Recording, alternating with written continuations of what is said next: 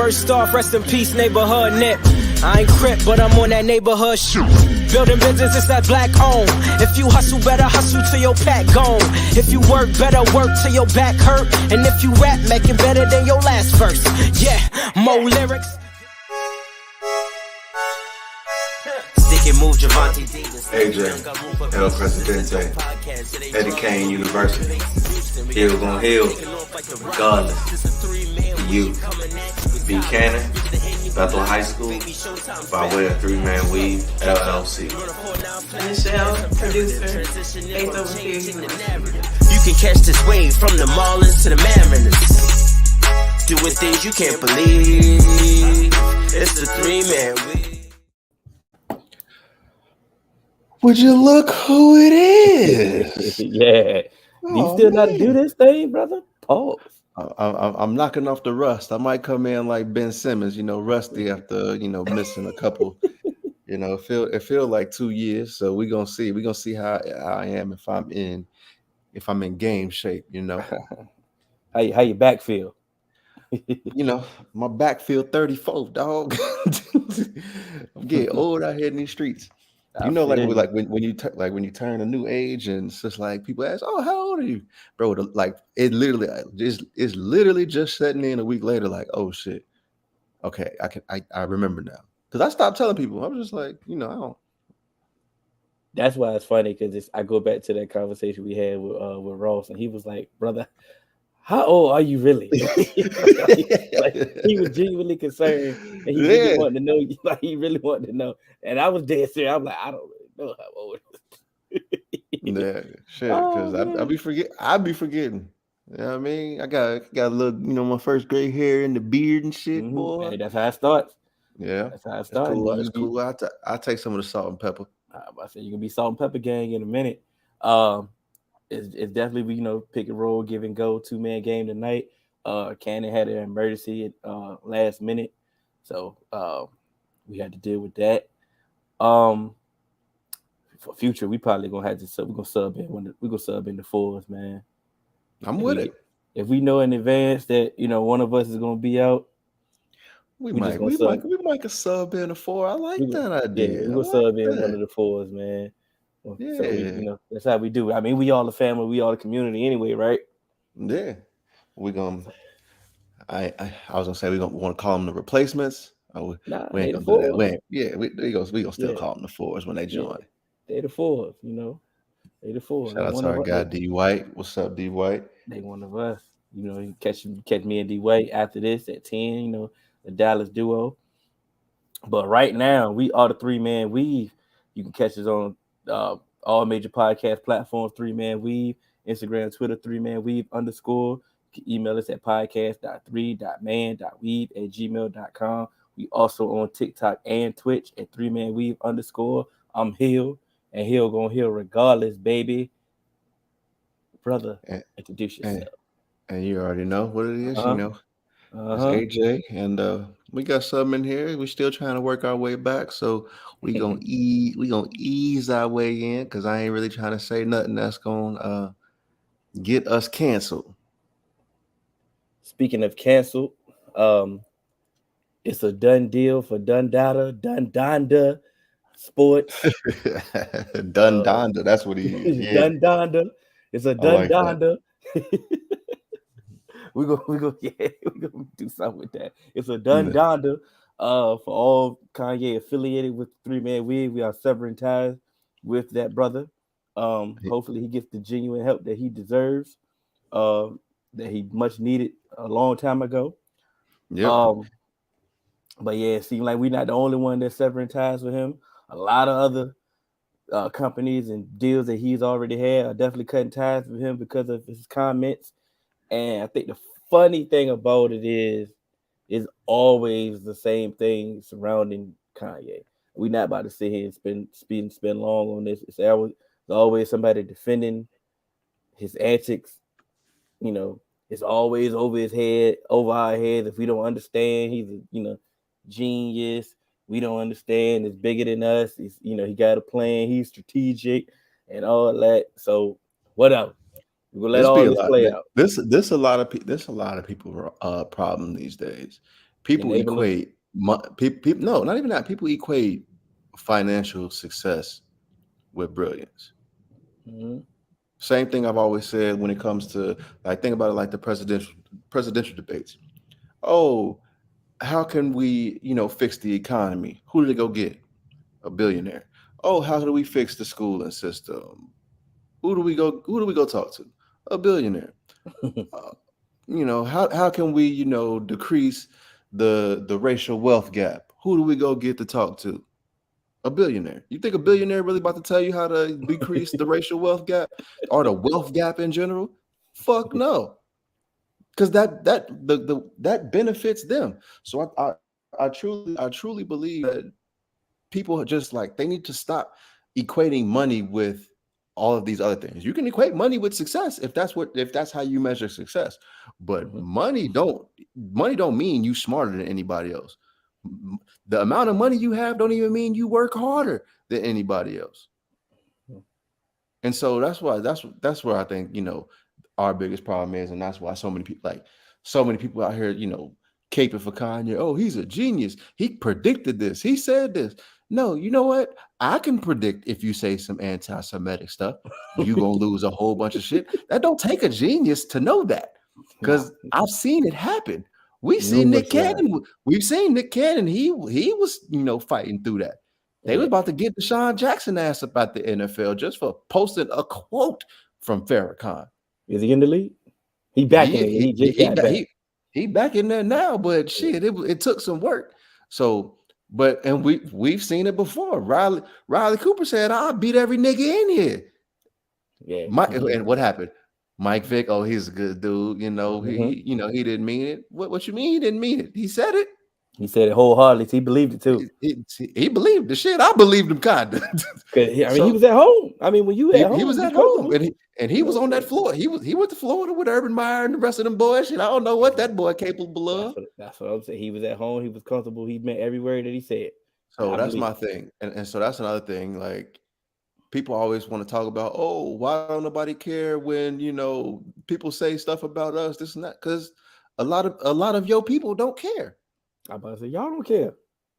Because I don't know if Reef in here right now, but our brother Reef, I remember he got into it with his barber. I don't know if we put it on the story, so I know he don't mind, but he got into it with his barber because his barber said, "Hey, I agree with Kanye. Slavery was a choice."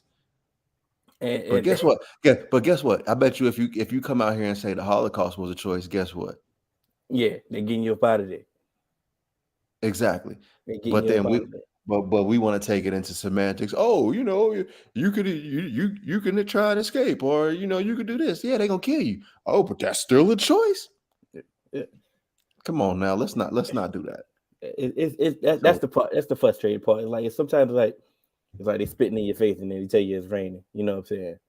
It's like, come on, bro. Like, we not this stupid. Like, we not this stupid. But the fact that we still fighting for solidarity, we can't never get on the same page. We can't never come together as one for any issue. For any issue, it don't matter what the issue. Even if the majority agree, we still can't come. We still can't come together. But here's my thing. We don't even necessarily gotta come together as one on an issue, because don't nobody else ever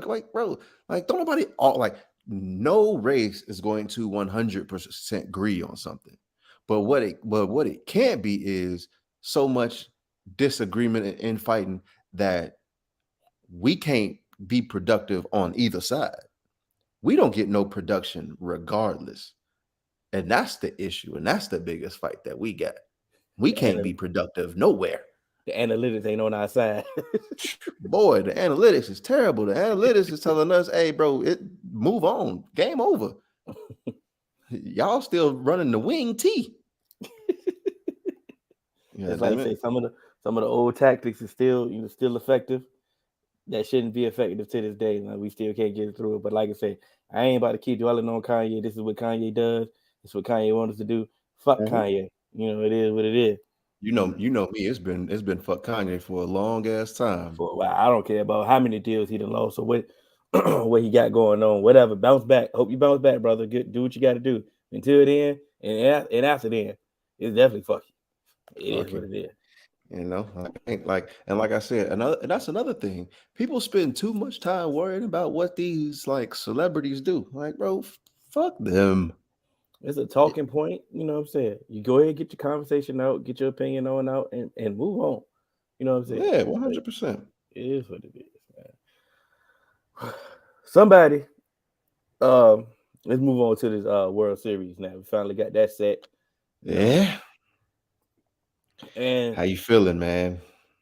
I'm over it, bro. I'm over it because at the end of the day, I was talking fan optimism when it Of came course. to I my mean, pick.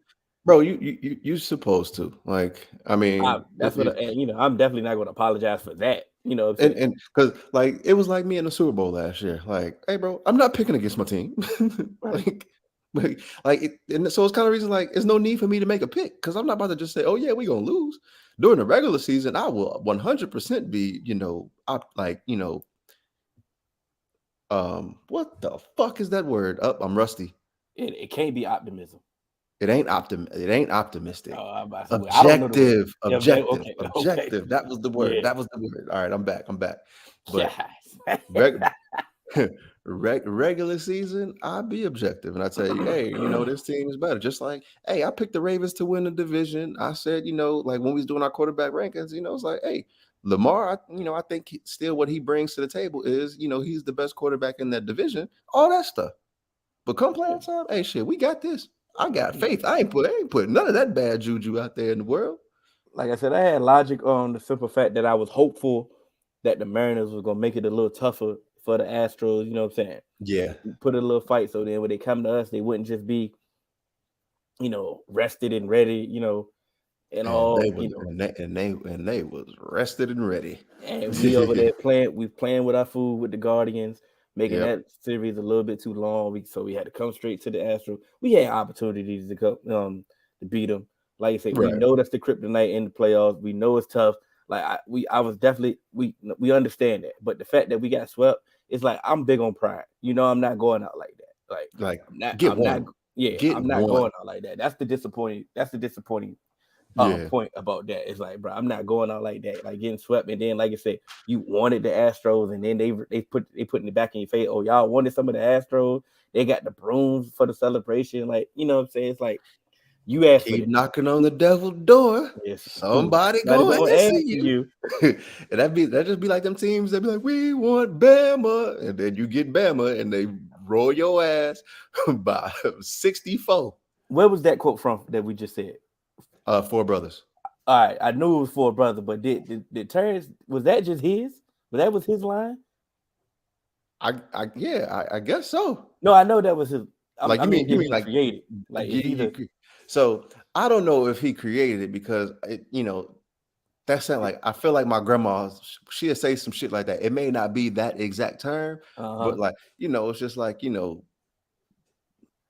they got all them, idioms and shit like that. Yeah. So I ain't gonna say he made that up and he just, created that bar on his own, but that's where it's from. The way he said it though, it was kind of like he believed that. Yeah, it was like that one in the script. Like that was, what I'm saying. He said that, and I felt it. I felt it. Yeah. I felt it when we said it. I feel it now. Shit. On the flip side, on the NL, when the Pod, I felt I picked the Padres because the way that I picked the Padres too. I picked the Padres. Yeah, you did. Cannon was the one that picked the Phillies. I picked the Padres for the way they beat the Dodgers. I felt like the Dodgers was the best team in baseball. Come out there, you beat them. Like you should be, like you said, you should feel unstoppable. You know what I'm saying? Unfortunately, Phillies are hot. Like hot. And you cannot underestimate a hot team in the postseason, in any postseason. You know what I'm saying? Sometimes you run out of steam, sometimes you run out of gas. Sometimes it happens, but this team is hot. They're clicking on all cylinders. Bryce Harper is definitely looking like who we thought he was when he came out. Took him some time, right? Because he won't really like this for the Nationals. That's why they let him go.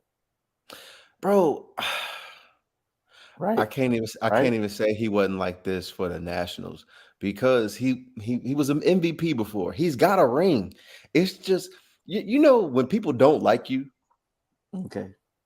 their perception of you is completely tainted, Mm-hmm. and the things because I can't remember where I heard it, but like someone was in like they were speaking to a major league exec, and what they were saying is like all the like the shit that people don't like Bryce Harper for was it Mm-hmm. from the time he was like 18, 19 to 22 Mm-hmm. years old, and they just never got over that.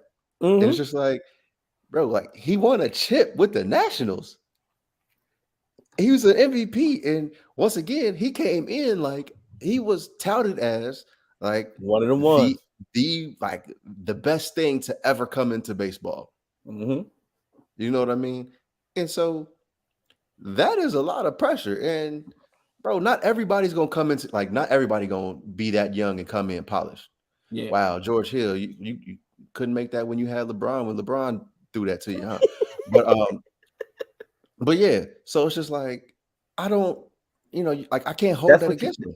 But that's what most of a lot of people, like you said, a lot of people fight with perceptions that they can never get off. Right. Can they get that stain off you? Like say, why is this stain still on you? Bro, it's like You know, Odell. People like people still be talking about Odell. Teams don't want to sign him because he's gonna be a problem in the locker room. yeah. Bro, Like, what are we talking about here? when the last time you heard of Odell being a problem? Like, exactly. So, like, so I apologize to you, Bryce. I fell for the trap. So I apologize. But I know they loving him in Philly. So Yeah. I know what they. I know he good in Philly. I know he can go to Max's. I know he can walk. You know what I'm saying, on Broad.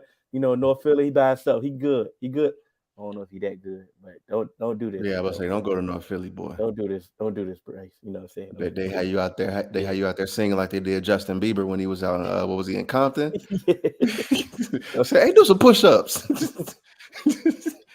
Don't do none of this I'm talking about, Bryce. You go where you go at. You stay. Right. You take your ass to South Jersey.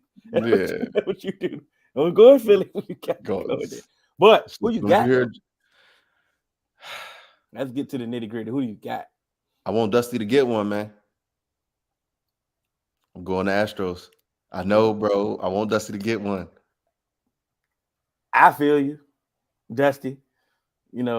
I know why you. I know you don't. I know. And unfortunately, unfortunately, Dusty, I'm sorry, my brother. You know what I'm saying? I can't go. I can't ride for you. These Astros, I'm sick of them. Like, I'm sick of the Astros. So it is what it is. Sorry, Dusty. 100%. You are a casualty to this war. You know what I'm saying? But I'm definitely going with the Phillies on this one now. Like I said, I just feel like they hot, and I don't feel like they can stop it. But and so like, and it's just like it's the same thing we talk about with the NFL. Nobody loves diversity more than than a company when it's time for a cleanup. And Dusty, when he was there with the Reds when they was trying to fix some shit and hold things over, and he's like that's just kind of just what he's been around. And so like I really just want Dusty to get one, man, because I know that's why they brought Dusty into Houston. That is definitely true. But in his defense, he can manage. No. But no. I'm not saying because we know that they're recycled. Because this is what I said about Brian Flores. It wasn't like I thought Brian Flores was going to fail because he couldn't coach. I thought he was going to fail because they didn't want him to succeed, and they proved that. All I'm saying in baseball, they'll retread a manager in a heartbeat. Like, bro, you will get fired for winning 40 games and get hired in 20 minutes. Yeah. So it's like the retread system in baseball is a little different. So, but I do agree with your statement, like you said. And if Dusty gets one with the Astros, so I would be happy for him. You know what I'm saying? The Astros are the Astros, bro. They just tough, bro. They like the Spurs in their prime. Like when you just hated the Spurs, like they just do everything right. That's the problem. Like everything right. Like you say, nobody really was like Spurs fans, but it's just like when they played, it's like we gotta respect it. You know what I'm saying? Bro, if Altuve start getting hot, it's gonna be a problem. Like it's gonna be a problem because he's playing trash. They doing all of this without Altuve, bro. Mm-hmm. Like he basically just he a body out there. He's a walking out. If he get hot, shit. But I'm definitely going. I'm rolling with the Phillies. Like I said, I feel you. I'm rolling with the hot hand, betting with the hot hand. This is a good point. But the Spurs didn't cheat no one. Houston is forever cheaters. Hey, Hey, people don't mind the Patriots. people Tom don't Brady, y'all mind. still GOAT, right? Damn. You got to rebuttal that, Mark. I'm just saying. You got to People, rebuttal that one, Mark. Come on. people, hey, so let's not pick and choose who we don't like now. But Mark gonna be consistent because Mark don't like the Patriots either. Mark don't like the Patriots. I'm Yeah, he just don't like saying the it. Patriots either. I'm just saying in general, people still call Tom Brady the GOAT. That is true.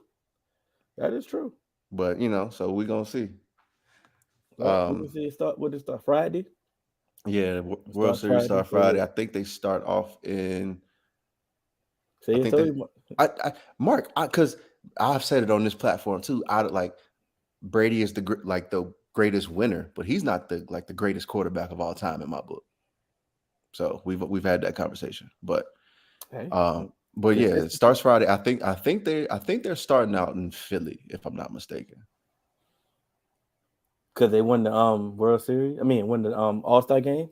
Bro, I don't fucking know. That's that they got to change that rule back. That's really stupid shit. I hate that shit because still.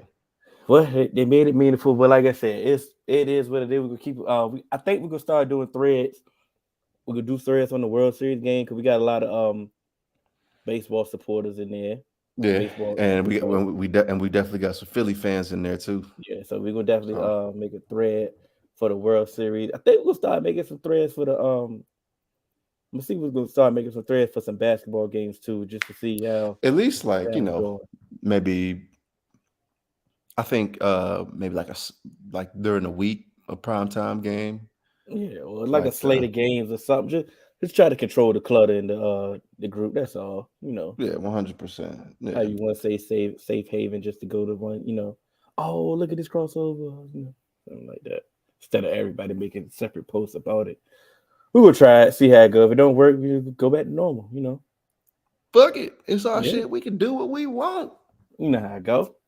Because we tried to do the weekly Sunday threads for the game, and that ain't work.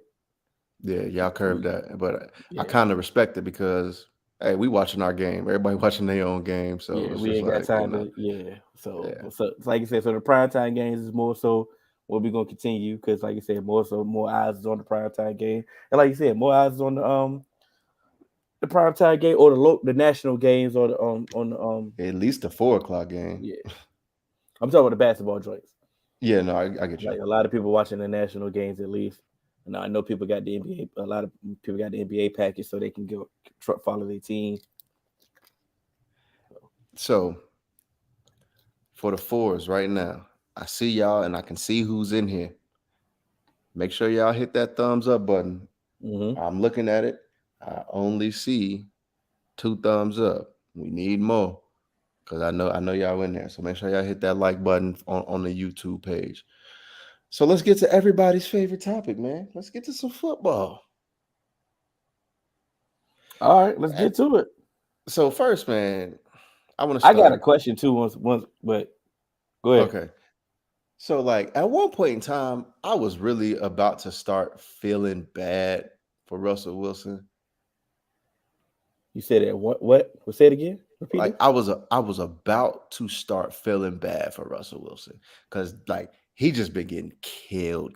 Like when before the season we said he wasn't elite no more and all of that, and when the last time he been elite, but he just make it so easy.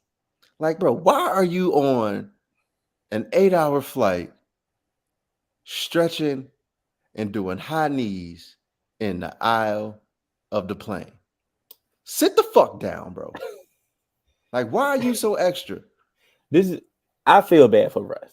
Like I said, and this was one of those times that, like I said, I was one of the ones that was vocal about he hasn't been top 10 in a while. You know what I'm saying? Yeah. And you agree with me, and we agree with that. So, but it was like, I can easily double down and be like, see, I told y'all I was right. But I don't want it this way. Like, yeah, this is bad. No, bad. he's playing ass. Like that bad. And on top of that, some of the jokes are funny as hell. I'm not even gonna deny it. Like these jokes are funny. But it's starting to get to the point. It's getting trendy. It's like everybody's just piling on this man, and now all the old Seahawks players are just coming out of the woodworks and just bashing this man. And it's like this smear campaign on Russ, on his character, and is this genuine and this an act? I think it's getting a little bit out of hand because this is who he is. Like, I don't believe you can't act. You cannot act. If he's this much of an actor, he needs to go into acting after his career is over. If this is the case, this is a genuine act. I believe it's like why did we get this report of him doing high knees on the airplane? Like, why did that leak? There's leaking. This is leaked before a reason. It leaked before the reaction that we got because it's funny. But he's genuinely trying to get healthy, trying to get back and help his football team. That's a genuine act. You feel what I'm saying? Yeah, but I also like this kind of shit, I believe is a genuine act. The stuff off the field and that he do on social media, that's the shit where I think is not genuine and he's a try hard. Because this wasn't Russ until he got with Sierra. And I think that's what he's trying to do. He's trying to like build his social media presence and stuff like that now. Because, bro, ain't no way we were supposed to get that video as, I think I need a nickname. What's my nickname? Mr. Unlimited. Boy, if you don't shut the fuck up, we ain't trying to hear that. we don't want to hear that, dog. So, like, to me, that's the fake shit that is like, hey, bro, like, this ain't you. And I think people would respect it more if he was Russ with the Hawaiian shirt and the Skechers. Why is he still not? Like, he's still corny ass Russ. Like, yeah, he is, but he trying to act not corny, and that's the problem. Hey, bro, like if you want to be Hawaiian shirt, Dockers, and the Monarch Russ, that's cool. But we ain't trying to see you up here in no sparkly green suit trying to be Mr. GQ with the curly hair now. No, like be you, dog. Because we can see it. We see through it. Through your actions. I think you're falling into the trap too, brother. Like I'm not, bro, because remember, it's like now we piling on him. Like now we piling on because he's not successful. Like bro, let's be honest. Whoa. Remember, AJ was saying this when he was successful in Seattle. I was saying, hey, bro, you got some things going on. Like just be you, like on the field. Like if you being you off the field, then on the field, like, and you like nobody's gonna care. You know what I mean? But when you when you trying hard, so hard off the field and you're not producing on the field, that's when people gonna start to question where you're what's important to you. And that's what I'm saying, because, and I'm not saying you're wrong, but it's the results. It's the result. If he would have came in to the Denver and was balling and was playing to expectations, all his other antics that he's doing wouldn't be a problem.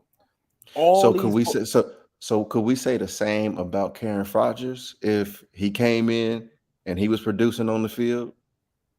All these antics wouldn't really be a problem because he's producing on the field. The ayahuasca, the way he be talking on Pat McAfee and shit like that, and the way he be talking, just about all these other shit, like, and then coming to the field, hey, you looking extra regular. Go ahead. Wasn't I one of the ones that said I like him being on Pat McAfee because I like seeing his personality?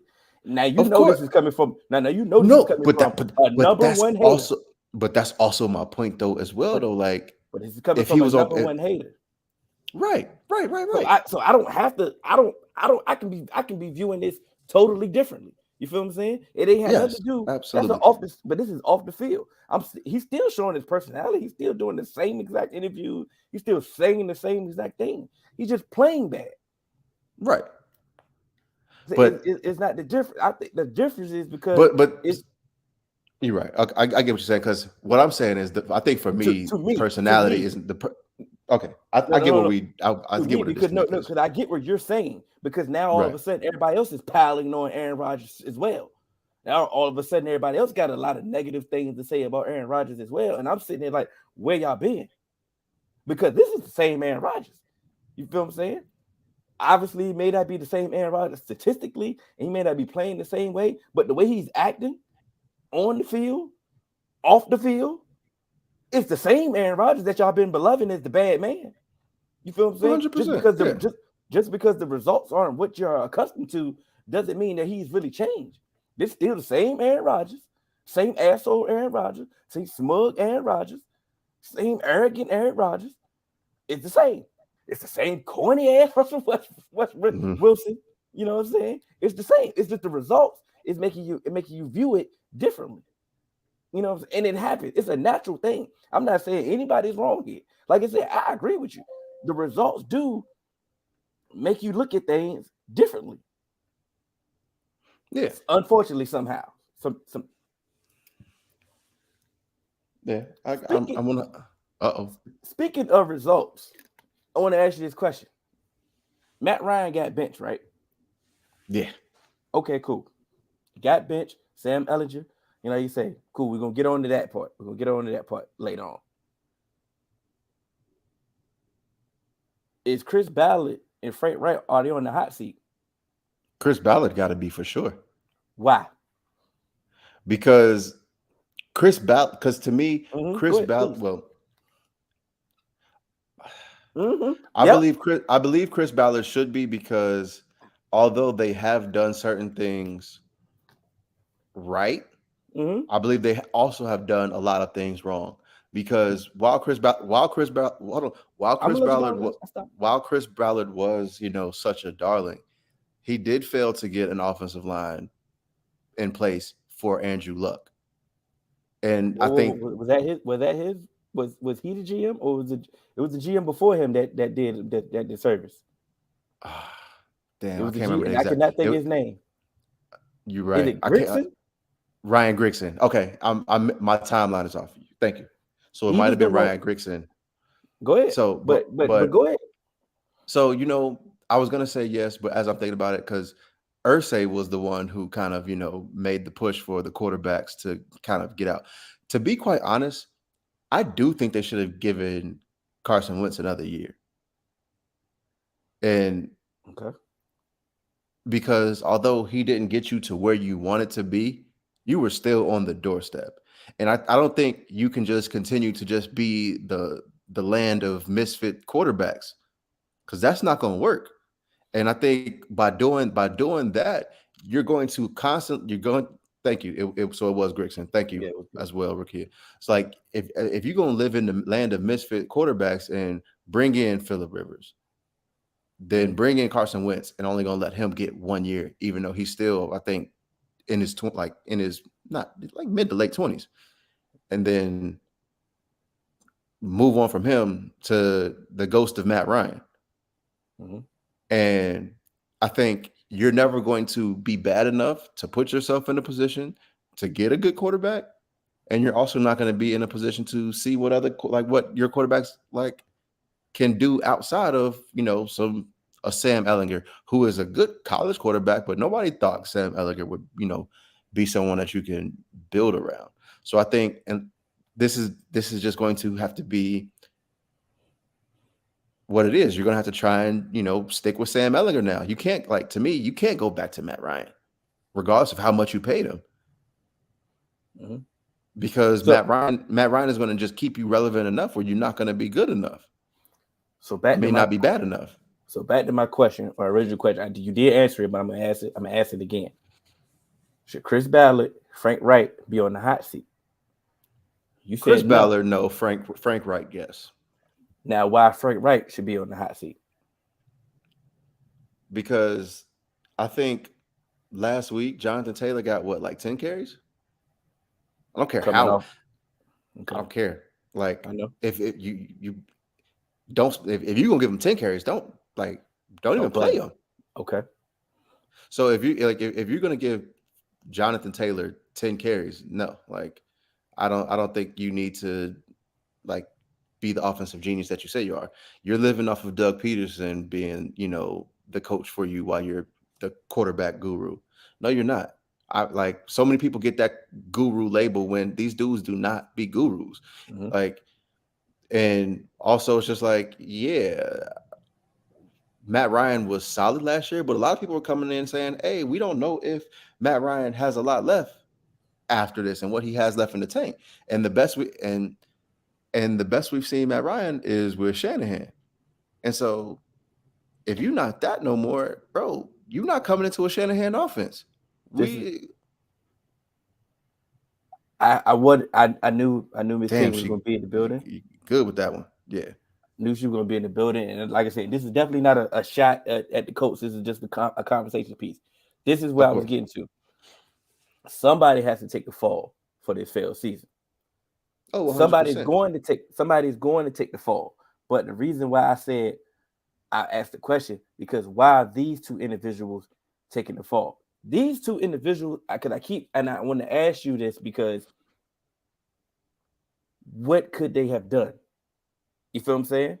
They are still dealing with the backlash of Andrew Luck abruptly retiring. They did the best that they can do with the hand that they was dealt. Like I said, It wasn't that he was an old quarterback. It wasn't he was a broken quarterback. He retired in preseason. They wasn't prepared for that to happen, right? Hold on. They wasn't prepared for that to happen. The rest of this roster, the rest of this team is built well. They have a defense. They have offensive weapons. The offensive line a little banged up this year. But they used to be perennial. They was a perennial number one ranked offensive line. They have a cornerstone running back. They have weapons everywhere else. We do understand that the hardest position to get is a quarterback. And they've tried to fix that. Like I said, they went and they gave Jacoby Brissett an opportunity. Okay, he failed. They went and got Phillip Rivers. He took him to the playoffs. They tried to get Matt Stafford. They failed.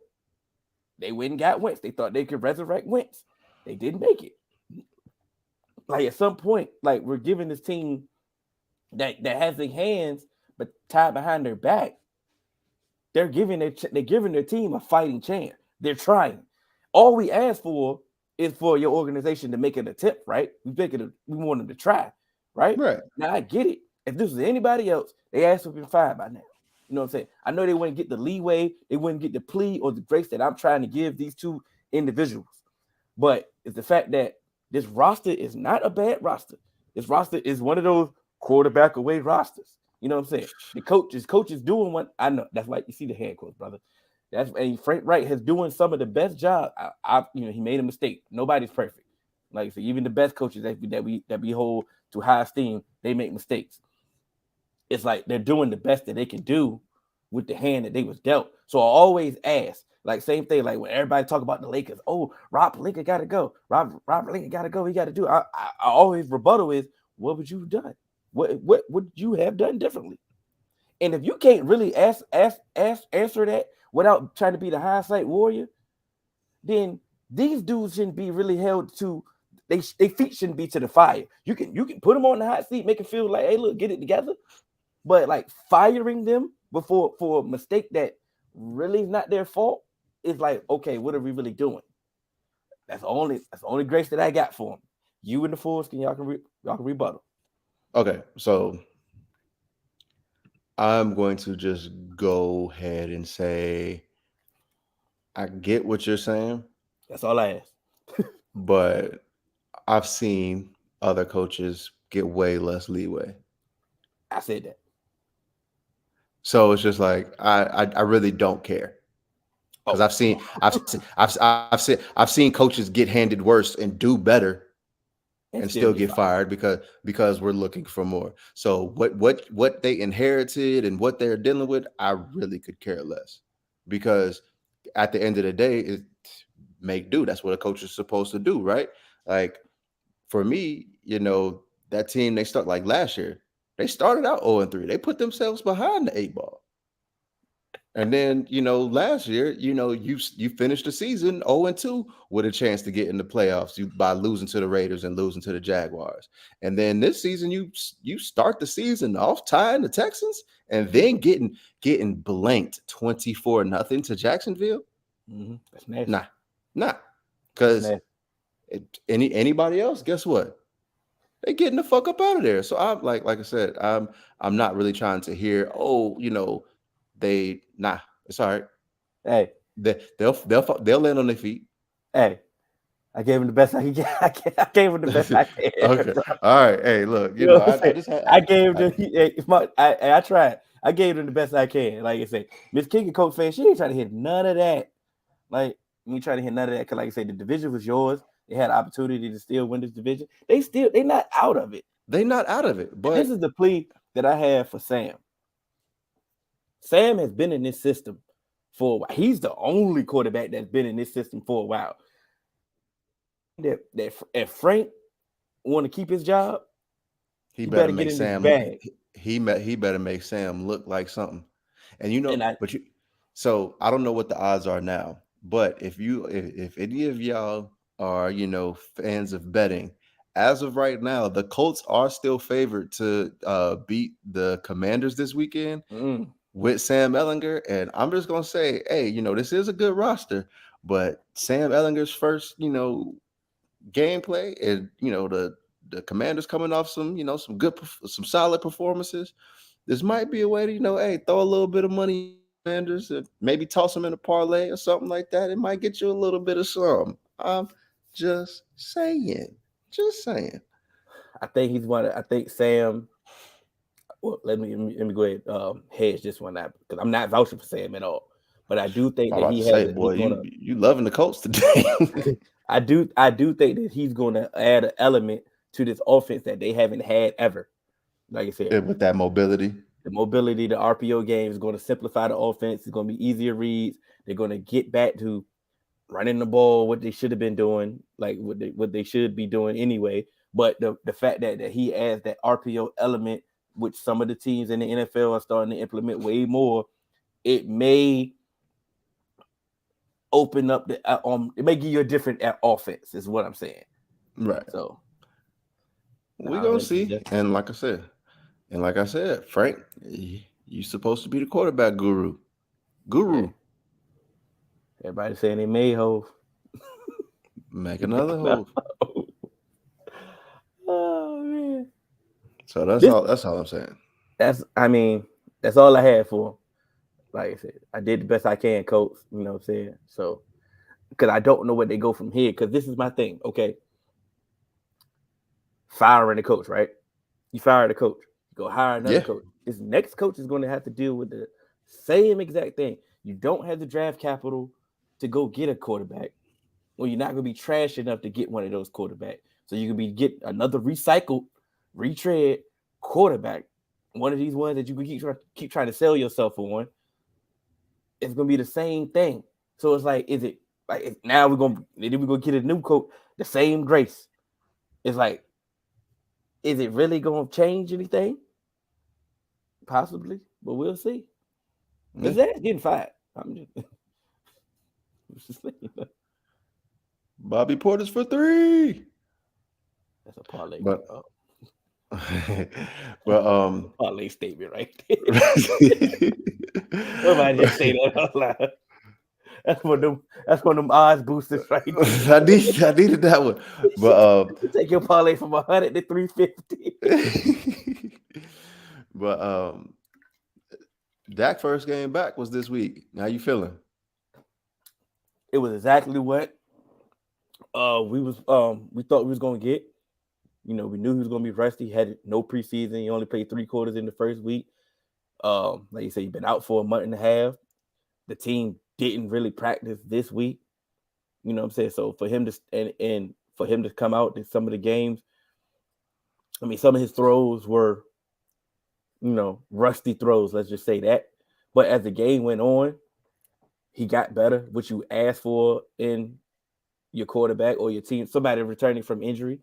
Right. So I give him a C+, B- performance. Like I said, he was efficient as hell. And like I said, we got the win. And like I say, the whole plan was to get him to use, you don't want to disrespect a team, but the Lions definitely had the worst defense in the league.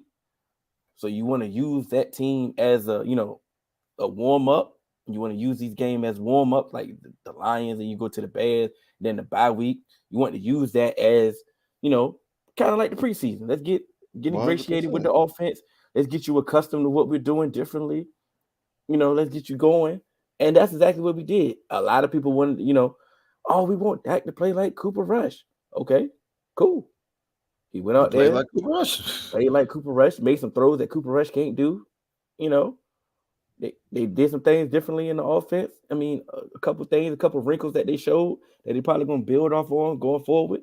You can't really ask for much more than what happened. Like I said, it was a win, a decisive win. He was efficient as hell, threw a touchdown. The running game was clicking. The defense was still out there. Yeah. You really can't ask for much more. And like you said, I don't think you can ask Dak to do much more coming off of an injury. One, he, like you said, preseason extremely limited. 3 quarters in the very first game. Yeah, and then three quarters, and then he was done for a month. Mm-hmm. So yeah, like you're gonna come out looking rusty.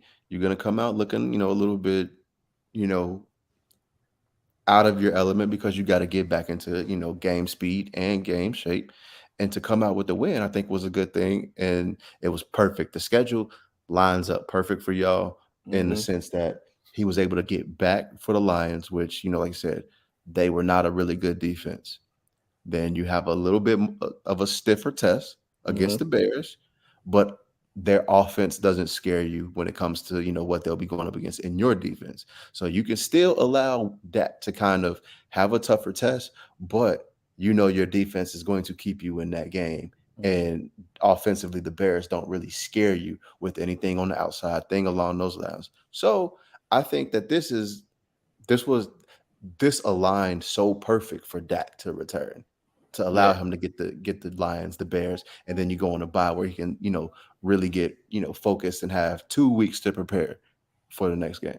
Which was when he got his injury, the expectation was coming back for the Green Bay game. Yep. Then when he had the actual surgery, it boosted that. It gave him some time to rest, and like I said, the success that Cooper was having, it allowed. That's the medicine right there. It was okay. We really don't have to rush him back. You know what I'm saying? Yeah. So we're giving him the time, like you said, and then the schedule helped us. This is right here. People's expectations were way too high for someone coming off an injury, and it was he was in a lose-lose situation. Because if he came out there and blew out the Lions, it's the Lions. It don't matter. If he came out there and lost, that'd have been 10 times worse. Oh, Cooper Rush would have beat the Lions. Oh, like I said, man. Sometimes you gotta block out the noise and look at it for what it was. Like you said, he was efficient as hell. He produced, and the team won. Like I'm saying, I'm not about to sit here keep and my thing is, when it's someone that people want to criticize, it's always going to be a lose-lose, regardless. Because like you said, it was either going to be, it's the Lions. He's supposed to win. He's supposed to come out there and put up 300 points. And so if he puts up 300 yards and does all that, it's the Lions. Like everybody does that. But if he go out there and lose, then everybody gonna be like, "Oh, you lost to the Lions, this, and that." And so it's just like you can't have it both ways. People have these unrealistic expectations for people they don't like, and so I just say, "Hey, you got the win. Now you keep winning. Guess what? You can't say shit about it." Because, like I said before, even to this day, like while we were in the playoffs last year, people were still talking about how we lost to the Jets and Mike White. I'm like, bro, like, so we here now. It's just it's funny. It's just like I said, sometimes you gotta block out the noise because I'm sitting there like, damn, I'm like, did we lose? I'm sick because all week everybody kept predicting, it's going to be rusty. It's going to be rusty. Didn't y'all win by like 18, 19 points? Exactly. But like I said, it's going to be rusty. It's going to be rusty. It's going to be rusty. Okay, it comes out rusty. And they come back, man, Dak was rusty this game. Motherfucker, you just said he was going to be rusty all week. And then when you, it's like, which one is it? Like, like I said, it's funny, but I'm outside. It's hot. Somebody, it's hot out here. Like, so it's hot out here. It's like, duh. We'll definitely expand on that when we get on the Dallas duo because we definitely got some things to talk about that moving forward. But man, somebody getting hot. Somebody getting hot. I know what did I say at the beginning of the season? I'm concerned, but I'm not panicking. I'm about to say when we had that segment, because what I said was just like Dak, Joe Burrow didn't play in the preseason, and he had an appendectomy. Mm-hmm. So you come out first game of the season, your 5 offensive linemen haven't played together in the preseason. And you're going up against one of the best pass rushers in the game and one of the best defensive fronts in the game. Mm-hmm. And that's how you open your season with a quarterback who ain't took no steps, and he has like he had someone's hand inside his body taking out an organ. Yeah. And you got 5 new offensive linemen who've never played together, who have never communicated together in a game situation. It looked like that. Mm-hmm. And Joe Burrow looked like that.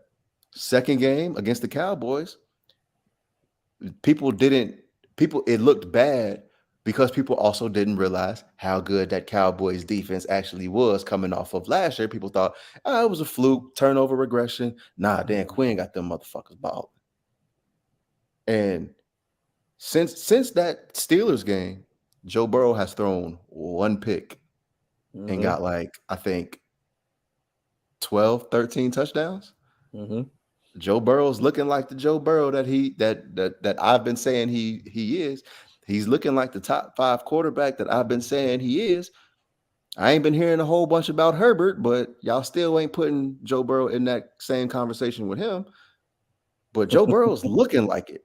And a lot of what I've heard in, certain spaces and Bengal spaces and other AFC North spaces is he did it against the Falcons. Mm-hmm. Hey, they secondary was decimated. But once again, when we lose to teams, it's damn, you lost to them, you trash, you media, y'all team trash, this and that. But when we actually do what we supposed to do against a team, it gets downplayed. So it's just I'm not hearing all of that. I'm just happy that the changes that I've been asking Zach to make, he's made. Mm-hmm. When it comes to the offensive play calling, he said, fuck the under center shit. We gonna run out of shotgun and we gonna spread this bitch out. And that's what the fuck he been doing these last 2 weeks. And guess what? It's working. You do this is what we say. This is what I say about when people talk about Justin Fields ain't it. Justin Fields trash. Bro, they not doing things that will accentuate Justin Fields' talent. And they also didn't surround him with talent. Mm-hmm. Guess what the Bengals did? They surrounded Joe Burrow with talent. And it fucking looks. And so I'm happy. And before I go, I just want to give credit to the Bengals defense. We haven't given up a second half touchdown the entire season. That second half adjustment right there. No team has scored a touchdown on us the entire second half of the season, and we 7 games in. That's unheard of. So to me, I got to give shout outs to our defense. Our defense was a big reason we made it to the Super Bowl last year, and I think they've gotten better strictly off of we haven't had our best defensive player in a month. Mm-hmm. And to still kind of, slam the door in the second half like we've been doing, that's big. Got a tough divisional test Monday night. All eyes going to be on y'all. You know how that go. 100%. So we'll see. I'm excited. Hopefully this can continue. You know what I'm saying? Don't want you say all that, and then next thing you know, y'all have a poor performance because everybody pull up the tape. Remember, Adrian, you said this is not. Yeah, be quiet. The Bengals haven't beat the Browns since Joe Burrow got drafted. That's crazy. Joe Burrow has never beat the Browns in his career. That's crazy. Crazy as hell. Okay, we gonna see. Okay. Oh man, we had some trades. We had some trades happen. Oh yeah, man. And we was wondering now. Every year we always ask this question: is who trade deadline? What activity? If it's it's gonna be a good trade deadline? No. I can't let you skip that. Okay. How are you feeling with Robert Quinn in Philly right now? Oh, I'm scared as hell. But I was already nervous. I already predicted them already predicted them to win the division. You know what I'm saying? I had them as contenders, you know, already. They just, the rich get richer, as Cannon always loves to say. They definitely, with this acquisition, they moved themselves into the Super Bowl or bust category. 100%. And I'm personally, I'm going to love if they fall flat on their face. I want to love to see how the reaction is going to be, because Philly fans are emotional. They claim to be this tough and rugged city, but they definitely are emotional. You know what I'm saying? So when things don't go their way, pull up Meek Mill Sweets. You feel what I'm saying? Exhibit A. So if things don't go Exhibit their fucking way, A. Say they get in their feelings, they act differently. But it must be a Pennsylvania thing, because Steelers fans sure do not know how to handle losing, boy. They are panicking, boy. They're not used to, they're not accustomed to this at all. So this is foreign territory. So it must be a Pennsylvania thing. But the thing about it, like I said, they I'm not sure the severity of Brandon Graham's injury. Yeah. I don't know, I don't know how severe it is, or even if it's severe at all, but who cares? Like you said, they wasn't taking no chances. You can never have too many pass rushes. Like I said, you only gave up a 4th round pick. I'm pretty sure you can get that. You got a comp pick coming eventually, or you probably got some comp pick coming eventually somewhere else. You have a lot of draft capital still. Why do I need this? Why do I need this 4th round pick when I got 2 first, and one of them might be a top 5, top 10 pick? Yeah. So fuck that pick. You ain't gotta say fuck them picks, but fuck that pick. We gonna get better now. You're dealing with somebody that's a known pass rusher. Like he was like second or third in the league in sacks last year or some shit like that. Last year, like I said, he still know how to get to the pass. To the quarterback. Like I said, if that's all he's going to do in Philly, then great. Like I said, you got run stoppers as well. Like I said, it's definitely making this front 7. This whole defense is formidable because corners is playing good. Their front 7 was already playing stout. They're starting to build a lead, and they're running the ball well offensively. They're doing some things offensively. This team is definitely, getting the juggernaut status. What I'm saying? You can question their schedule if you want to. If you wanted them, that's fine. I'm not. You play who you're on your schedule, and if you beat everybody decisively, then hey, then you're doing something right. So it's definitely put some fear in. It doesn't put more fear in me because, like I said, I already feared them. But what it does do now, it puts them in, like I said, Super Bowl or bust category. Yeah, because as I'm like, I had to pull up their schedule. Oh, it's weak. I don't see a loss. I'm not saying that they're going to run the table for the rest of the season, but I do not see just like, oh yeah, that's going to be one of them games that's going to be tough for them. Everybody has a thought game.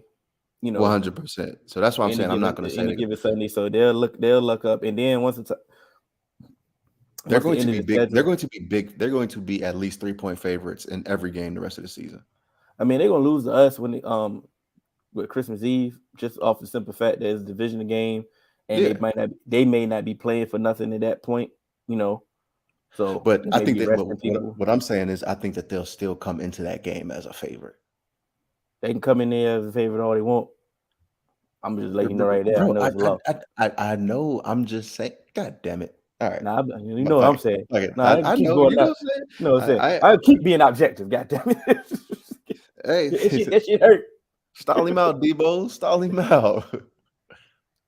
But yeah. But before that, last Thursday night, late after the game, took over the game, took over the result. I don't even know who played last week off super fat, but CMC straight into the 49ers. And we got hype. I think it was a 50-50 reaction. A lot of people was excited. They were like, oh, you put CMC in this offense. Oh man, it don't really matter what Jimmy G does. They good. Yes, it does. It's good. Then you got another people, they break up his injury history. He's injury prone, and then they got a lot of injuries already. So it was, like I said, it was a 50-50 reaction. And then he played sparingly against the Chiefs. They got blown out, but I mean, it's the Chiefs. So we really don't know, what is he going to do. But I think the positive, if you're looking at it positively, um, like you say, you put somebody explosive with his skill set into that actual running scheme, into that offense, it's going to unlock some things. I know he's one of Shanahan's under philosophy. Give me any running back, I'll make it work. Right. My scheme is better. I can. If you actually put somebody with some damn talent back there, it maybe that looks a little different. Right. And to me, it's not even just, give me any running back and I'll make it work in a sense.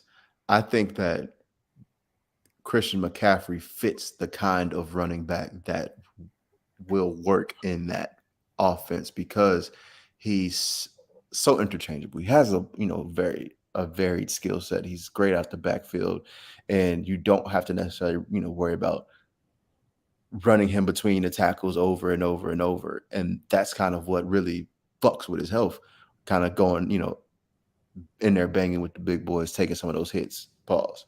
So I think it will help him in that he doesn't have to just kind of be that 25 carry back because you can put some other running backs in that system and they're still going to help. So you can, start to preserve him a little bit for when you need him. But I don't want to say anything bad about the 49ers because I know that the 49ers fans think I hate them. But what I will say, one thing I will say is I'm sorry. I should have never put the Packers defense above you. So I'm sorry. I'll admit that. There you go. But what I will say also is Jimmy G still your quarterback. And when it comes playoff time, your quarterback got to throw the ball. I don't care how much you think you can, scheme up and coach around him. He's going to have to make you a play to win. So I think, the NFC, you're definitely a contender. But let's not get ahead of ourselves by thinking adding a running back is what's going to take you over the hump. I do, to be quite honest, because if they can get healthy, let's be quite honest.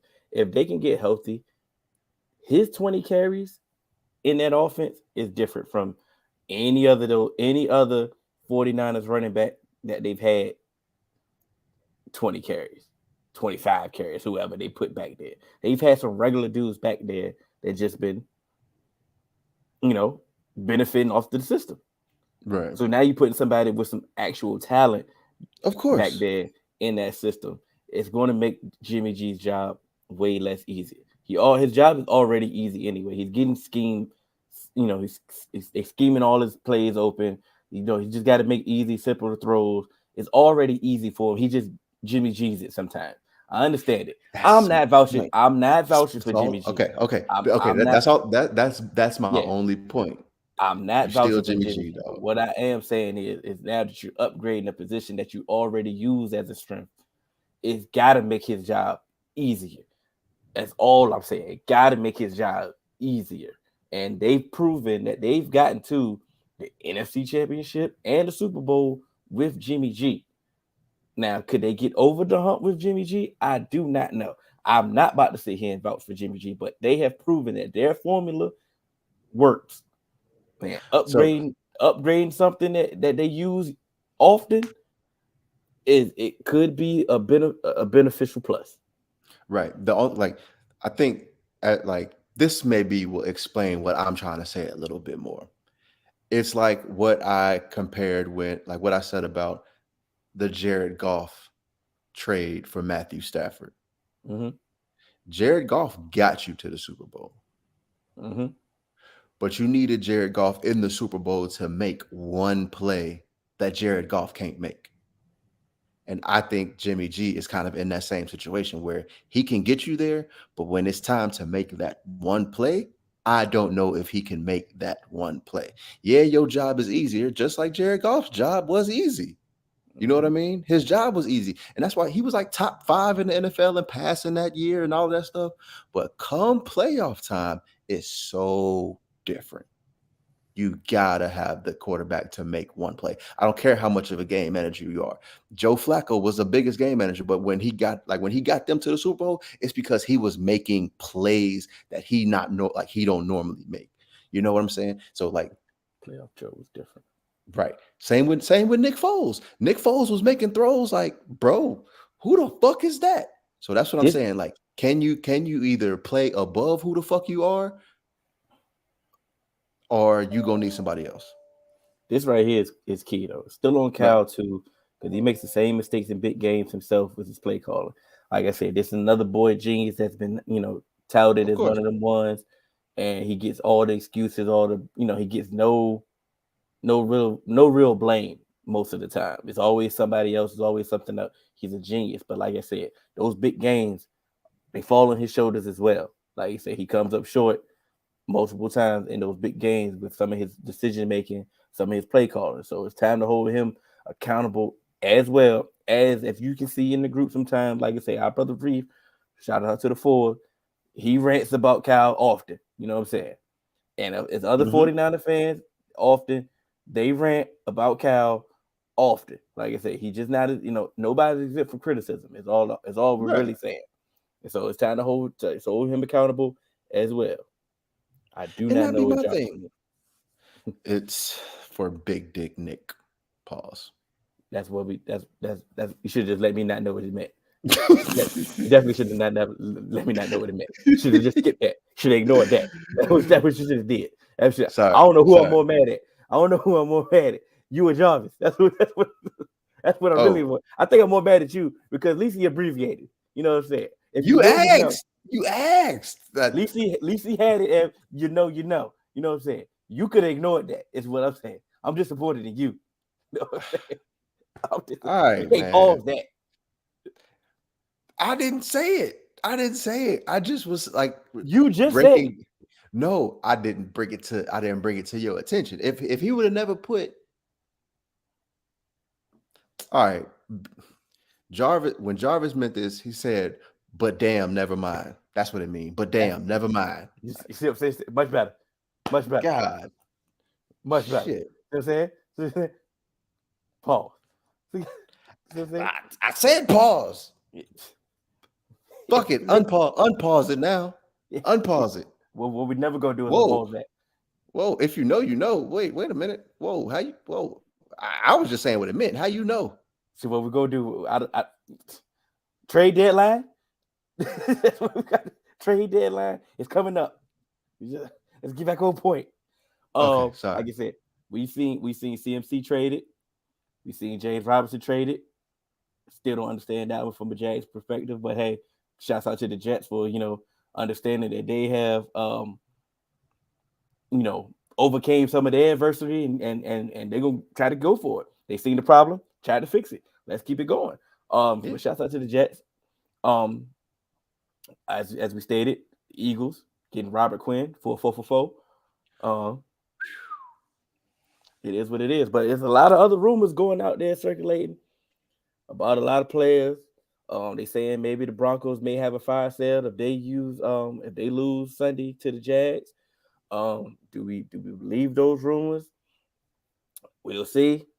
Kind of hoping that they lose just to see what they would do, just to see if these rumors have some validity. We hear some of the asking prices for some of the key players for the Panthers. Is high for the rest of them players that they didn't trade. I understand that, saying, but they may be on another team to have a fire sale. Brandon Cooks is the Rudy Gay of the NFL, so he may just get traded just because it's a trade deadline. Just because they'd be like, "Hey, bro, it's time. We was fucking up tradition. We kept you here too long. You got to go." But who do you see? Fuck tradition up? Obviously, every wide receiver is linked to the Ravens, Chiefs, and Packers. The Packers. Do you see anybody making a move? Not necessarily that question, but saying what moves do you see coming up? Do you predict it coming up? I actually don't think the Chiefs need to make a move for a wide receiver. I think now everyone's starting to kind of fall into their role. We've seen Juju start waking up and giving them giving Pat that freedom underneath, and they're getting on the same page. And we're seeing MVS starting to, stretch the field a little bit and kind of fall into his role. So I don't think that they need to, go out here and shoot for one of these, wide receivers that is on the market. I think the Ravens, I think that they're going to stand pat as well. But I do think I think Aaron Rodgers is going to press the front office over there in Green Bay to get someone, and I think it's bro. So I was I was knew you was gonna do it. I knew. Go ahead. exactly. Here's the funny thing. The funny thing is, I was gonna send this to the 3-man weave personal chat, but I was hoping y'all didn't bring it up. Did you get the report that said the Packers are interested in trading for AJ Green?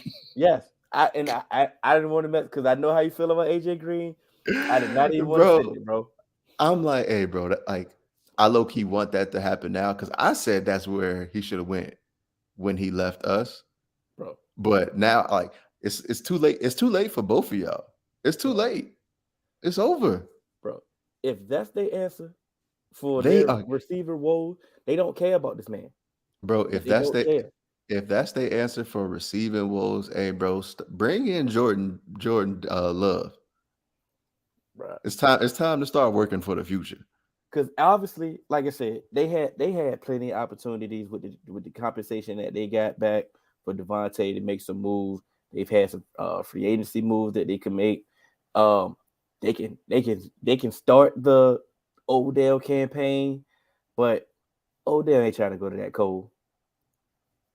And they bro, really not winning right now, bro. And that's my thing. If Odell gonna go to the cold, it's gonna be like Buffalo, where he like, hey, we got a chance. Kansas City get cold too, so it's something like that. He ain't gonna go to the Packers, and we just go and hope. Like, bro, y'all over there competing with the Vikings. The Vikings is leading y'all division, looking like something. So it's just the fact that this report's been happening for years now, and you've been falling for it for years now. I'm not saying you believe in the reports, but you believing in the hope for them. No. Let me finish. Okay.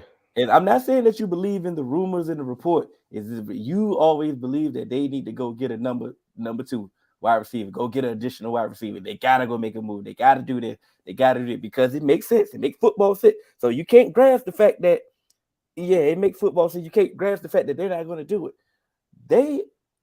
I don't think people want to play with Aaron Rodgers. Like I said, when you're not that friendly, when you're really not a team leader, you're really not that appealing to play with.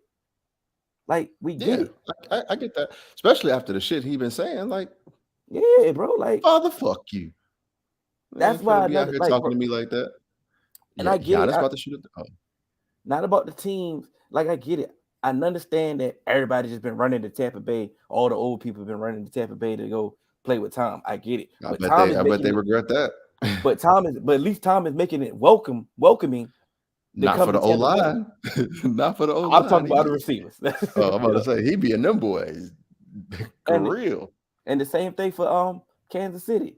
Like I said, they had that rumor about going for Odell. It's like, okay, at least they're making it welcoming and a welcoming experience. Bruh, like, can we talk about how dumb Juju is for going a season too late to Kansas City also? I mean, you know how players do, man. They get accustomed to that, where they was drafted and, they started to love the city and all of that. And I get it. Because last season, if they had Juju with Tyreek, ooh, boy, that would have been scary. Because Juju would have been right in his right spot. Number 2. They want, like, Claypool been in the rumors as well. Seem like they should move him. If you're the Packers, it sounds like a beneficial move for them. It sounds like a beneficial move for the Steelers too, because I feel like the Steelers do not like Claypool. I feel he's being misused. I feel like he's being misused, but I also feel like they don't like the shit that he be doing. It's like Juju and AB light. He ain't to that extent, but just some of the shit that he be doing, but I feel like they don't like him. They drafted Calvin Austin. He didn't come off IR, so he's gonna miss the rest of the season. It's like it really doesn't make real sense to move a Claypool unless they get like a good, a good offer. But at this point, like the season is not over for them, so why get worse with a team that they really don't need draft cap compensation? You know what I'm saying? They Yeah, got all no, I their feel you. picks. You know what I'm saying? It doesn't make sense. Like, to be quite honest, they just need to figure out something other Getting than more picks helps you have more maneuverability, so and acquire more talent. So, and if yeah, you don't have any plans to pay Claypool because you don't like him, is sometimes, hey, especially it's better to do it now in a lost season. You get what I'm saying? So you can, like, if you don't have no plans of going nowhere, then you can get someone else in and start fresh and have them on a rookie contract. but it comes at a catch-22 for them because, like I said, the trade deadline at this point it's not a lost season for them. They have an opportunity. They have an opportunity. If you want to look at it, you can look at it from an optimistic view. Like I said, I they have get an you. opportunity to go on a run. Yeah. They have an opportunity to get it together and go for the run. TJ Watt is coming back. You know what I'm saying? And he's going to help that defense. He's going to solidify this defense, together. They're going to start playing the way they want to play. Hopefully. You can look at it that way. I'm saying you can look at it that way. Do you have to believe it? Absolutely not. I'm not There telling we you to go. believe it, Okay. but I'm just saying it's at a point for them. It doesn't make sense getting rid of a Claypool to do what? Acquire another draft pick, then to do what? Like you say, they don't need it. You know what I'm saying? When you You're right. already have the weapons in place, you can just use your regular draft capital on the needs that you need to fill. I get that. They first round draft pick, okay, boom, O lineman or somewhere they need they need to fill it at. It's just it's just certain things that they don't have to do. Like you said, you can view it differently. They don't have to go on a fire sale. Is all I'm saying. It doesn't make sense. If they trade Claypool, it's only benefiting the other team. It's one of those moves that we're looking at it for James Robinson to the Jets. Like, in my opinion, the Jags had no business of trading him. Like, what are you trading him for? Okay, it benefits the Jets. The Jets won. They needed a running back. They improved with this move. But the Jags, why? Okay, you got a draft pick for what? This dude was dirt cheap. Yeah. The same thing as Claypool. Claypool is dirt cheap. And when he leaves and gets signed by somebody else, you get a comp pick. So what like I said, what are we really saying here? Like, what are we telling ourselves? You don't want to tell your fan base this at this point. Like I said, you got a fan base that's already not accustomed to losing, and you about to tell, okay, now we about to just get worse on purpose. You don't want to do that at all for a PR standpoint at all. That's just my opinion on the outside. That's all I can say. I get you. Read some of these comments, but it's still some more moves that could be made. Oh, 100%. It's Aaron at this point. I'm not blaming the Packers no more. Aaron chased the top 3 out of the team to go play with Carr. Aaron ain't ish. Hey. They said, Steelers fans say, Claypool not being used right. I doubt Claypool will get moved. Don't worry. Once Canada gets fired, he would be better. Hey, y'all yelled at us. Yeah, get rid of Canada. Last season, we only 2 games out of first. You know what I'm saying? Last season, they only 2 games out of first. You can look at it optimistically. I'm just saying. Okay, you're right. Just saying. You're right. You don't have to believe it. No. I get you. I get you. I get you. What is a trade that you would want to see your team make?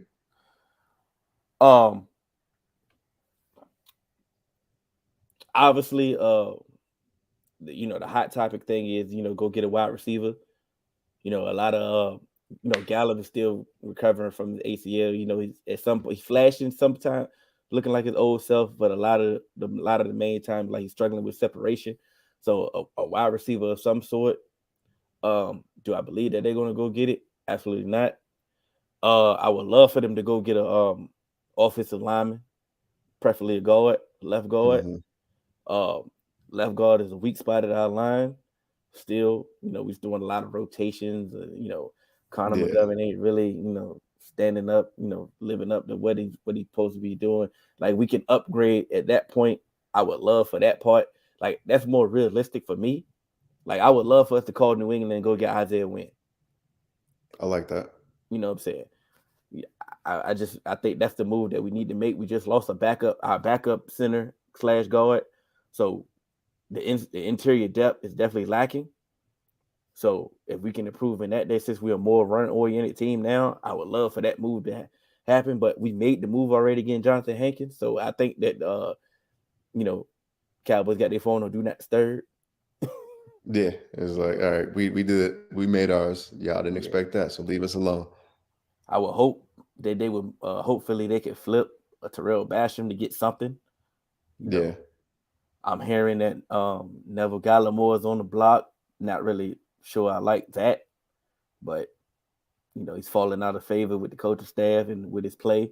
So if you can get something for him, then okay, get something for him. That's showing something, that showing something at the front office. But I just don't believe that. I think they made their move and that's it.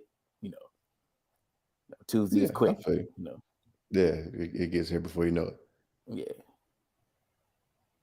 But that's a good plan. We'll see. How the boys act coming up over this weekend. I mean, like I said, it would be beneficial for us because, like I said, we got the bye week coming up next week. Get the person in, get them ingratiated with the offense of the deep. Yeah, it would be beneficial. But hey, we should be calling y'all to sell y'all on Basham. But you can go ahead. Your turn. The same question you asked me: Who would y'all want? Who would you want? So I would be interested if we could kind of do something like we did with Billy Price, flip a high draft pick that we have, for another piece, kind of like in a sense. So like if you called us to sell y'all on Basham, I know you ain't trying to hear it, but hey, take Jackson Carman, y'all get some depth, and it's a fresh start. You know what I mean? I know you ain't trying to hear that, but that's someone that I'd be interested in seeing. Like if someone feels like they could get more out of him than we could. I wouldn't be mad at that at all because, like I said, Connor McGovern is a free agent coming out of this year, so at worst he'll be backup depth. You know what I'm saying? Yeah, and that's and again, because I feel like that's what we need to. I'm looking at some just some extra backup depth. I am liking what I'm seeing from Joseph Osai. Yeah. So we're getting a secondary rusher in there, but we lost Jeff Gunter to a dislocated knee, so we still would kind of want some more. And I want us to bring in make a trade for a depth piece at receiver. I don't like what we have behind R3. So like when T. Higgins misses games, I know I've been telling you this all season, but you sick of it. But I would like to have someone that, still can have some semblance of speed and athleticism. I'm not asking for you to be a number one receiver or something like that, but someone that would have the ability to come in and still kind of like fall into kind of that third maybe even a fourth option on the field, because you'd be behind Jamar Chase, whatever receiver, and Hayden Hurst maybe. And I know it's gonna sound funny. I've been saying it. Hey, bro, call the Panthers about Terrace Marshall. If they having a fire sale, I think it would be a perfect fit for someone to come in. T. Higgins has been dinged up since last year. Last year he played with a shoulder injury that he needed to have surgery on. This year he missed 2 games because of a sprained ankle. I think someone like that comes in, brings size and speed, and I believe you could get him for cheap. I'm glad you brought up Terrace Marshall. I don't know why it just made me think of that, but somebody definitely needs to be calling for Denzel Mims. Like some of these receiver needy teams that they keep being linked, they need to call for him. Elijah Moore, I'm not sure if he's on the block, but I would They be said calling. he's not. Yeah. For the right price, he's on the block. Yeah. But Denzel Mims should definitely be traded. You should definitely be calling them. You should definitely take a chance if you need a wide receiver. Like I said, I'm not going to argue with your philosophy about you needing another wide receiver. You know what I'm saying? That, we talk personally about that. But it shouldn't be this hard to be moving Denzel Mims. You know what I'm saying? Because for one, he's already asked for a trade too. Yeah, he hasn't been playing. He's been inactive. He hasn't been playing. Like I said, these teams that need wide receivers, like I said, go ahead, send whatever you got to send. The asking price shouldn't be that much. Exactly. And go ahead and take a chance instead of just sitting on your hands. What team do you think would be best suited to make a move for Denzel Mims? Well, not best suited. What team you think need him the most? Some of the same teams, the You're same team that we keep naming. But right. I do believe the Ravens. Yeah. They do have the speed guys, and Devin Duvernay. They just brought in Deshaun Jackson, so they have the speed guys that can take the top off the defense or open up the defense, for that aspect. And Lamar's definitely been throwing the ball deeper this year. But I still believe that he needs a bigger body receiver. Like I said, Rashad Bateman was definitely giving him everything that he needed in a wide receiver before his injury. Stay healthy. It just couldn't stay healthy. So I believe just give Denzel, just give him a chance. Especially the way Lamar been throwing this year. I do believe that he deserves a chance. Honestly, the Giants need to be calling him. Bro, I was gonna say, because you know how we said if the Broncos lose to the Jags, they could possibly be having a fire sale. Mm-hmm. Giants need to try and get Cortland Sutton in there. Get anybody in there. Yeah, anybody, but I think it would be someone that would fit because he's a big body and he has that catch radius for Daniel Jones, where Daniel Jones don't got to be pinpoint. They got Kenny Galladay on the bench. Can he figure that out? No. Keep him there. I don't think Kenny Galladay is, because we seen them routes Kenny Galladay was running when he was a free agent. Keep Kenny Galladay on the bench. Chalk up that loss. But I think Cortland Sutton is someone who could still separate, but also be that big body. But they paid Cortland. It's most time when they pay somebody, they really don't want to move somebody that they paid. I didn't say move him. I said keep his ass on the bench. He ain't got to move. No. I'm talking about Cortland Sutton got paid by Denver. Oh, you're right. So if anybody that's been on the block is talking about Jerry Jeudy, somebody that hasn't lived up to his first round draft pick status, that could be a possibility. But my thing about it is when you look at the Giants, you've been throwing out Devin Steele and Richie James, like purposely. To be quite honest, I believe y'all sabotaged Daniel Jones. You were attempted to. You just didn't think he would be this good. Yeah, with the product that y'all put, because they just now started play Darius Slayton, and I ain't trying to sit here and act like Darius Slayton is the best thing in the world. But the moment that they started inserting him back in the playing field, the offense looked a lot better because obviously you've been throwing out Richie James and Devin Steele. Like I said, Richie James, you done a great job, brother. Good job. Fighting chance. But collect those checks. The receiving product that they purposely put out there before Sterling Shepard got injured is egregious. Like I said, it was a setup. It's a sabotage that make him look worse than what he is. And like I said, he's exceeded expectations. To me, and their record is way better. Go get Denzel Mims for the dirt cheap, and let's see what you can do. Because for me, also, it's like I believe, Darius Slayton was, to me, your best option.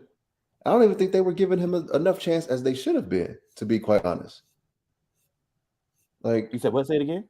Darius Slayton. I don't think I think he was their best option, but I don't think that he was given the proper chance this season to kind of really. Well, they was trying to move him. They was trying to move him, and then they didn't get the trade offers that they want, or they didn't get the compensation that they was looking for, so they kept him. But then, like I said, he wasn't playing, so that it didn't make any sense. So it just didn't make it. It was clear that the sabotage was here. Now, like I said, their record is definitely winnable. They can definitely stumble. They can falter in the rest of the season and still may stumble into the playoffs. With the wins that they already accumulated. We've already pulled up the Eagles record. Hey, they play the same teams. You know what I'm saying? So their schedule is easy as well. It's just the fact that you can improve. It's like I said, they should be on the market. They should be on the market.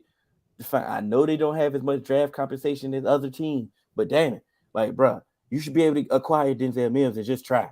Like, bro, if you can't get Denzel Mims for a 7th, I don't know, like, what are we talking about here? Like, y'all not, like, he damn near ain't even active. He hasn't. Like, that's what I'm saying. Like, so it's just like, what could they possibly be asking for? Giants had a random wide receivers, man. Auto puts on the team to fill up. Man, if that ain't If if that that ain't ain't the the truth, motherfucking truth, boy, but it got speed. I remember man puts a receiver on my roster with the speed of an 82. I turned that game the fuck off. Like, where did you find him? Who like why is his speed? Why is my tight end faster than this receiver? And my tight end ain't fast. of Are the course, Giants?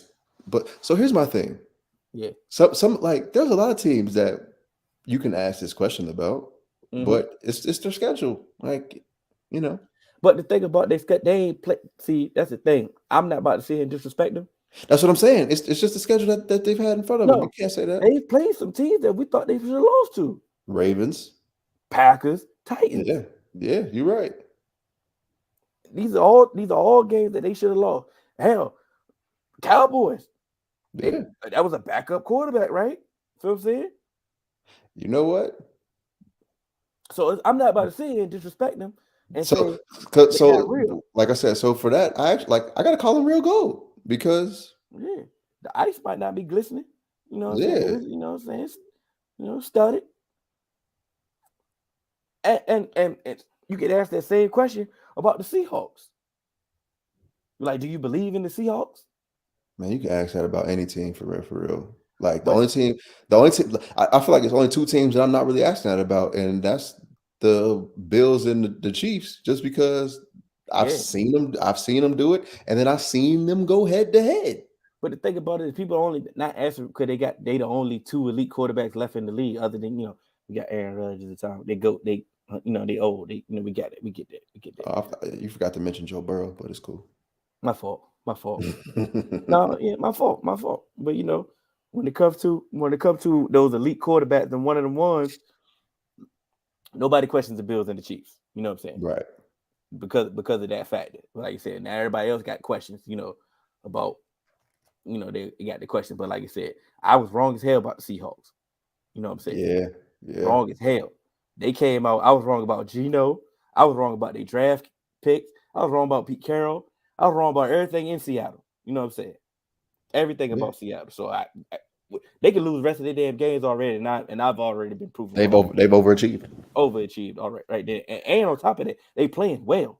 This defense is looking like a version of Geno leads the league in completion percentage. Hey, this defense looking like a version of Legion of Boom. They ain't the Legion of Boom, but it's looking like a Boy, when I say I'm so like this, like be making me so mad when people that I want in the draft go somewhere else. Boy, I wanted Tariq Woolen so bad. I didn't know you wanted them that bad. I didn't know you wanted them that bad, bro. Because he a tall ass corner. I felt like he's sticky. He would be perfect with Lou.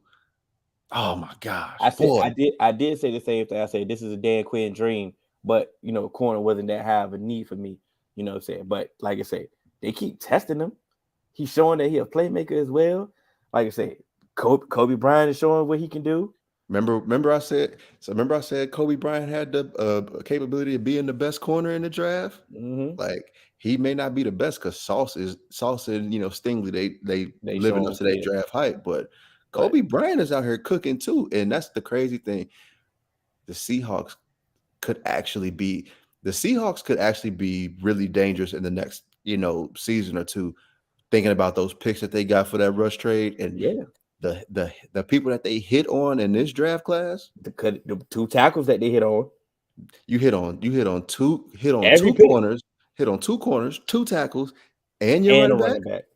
Come on now. Come on. Like that's like I say, that's what you dream for when you rebuild it, and you get the compensation to build for. I'm not saying that they're better off without Russ. I think Russ could have done, could do what he did in this system, but they had to use him to propel. They had to use him. That was the only piece that they had to rebuild. Yeah, and they rebuilt. And that takes me back to your statement about paying guys and they don't really try to trade them. That's one of the reasons why they might have to get rid of Cortland Sutton because of the picks and stuff that they gave up. And that you're gonna need to try and acquire some picks and to salvage something and get some young cheap talent in here. But they also, but they still got Jerry Judy. They can do that too. They got everybody, but I'm saying they might need to get rid of both, and then just hope Tim Patrick ain't terrible when he come back from his ACL. They got Bradley Chubb on the block too. If they lose, if we believe the rumor, and they say if they lose to the Jag, they got a lot of people on the block. They're like this fire sale may be happening from the Broncos. I'm so mad the Panthers ain't out here getting Brian Burns on the block. I want to see him somewhere else because Brian, that's my dog from Florida State. I'm trying to see him go somewhere and cook. My thing about the Panthers is they are a quarterback away. No, they're not. This team is built. This defense is ready for. I said it on the previous episode. This defense is ready for a DeMeco Ryans or Dan Quinn to take this defense to the next level.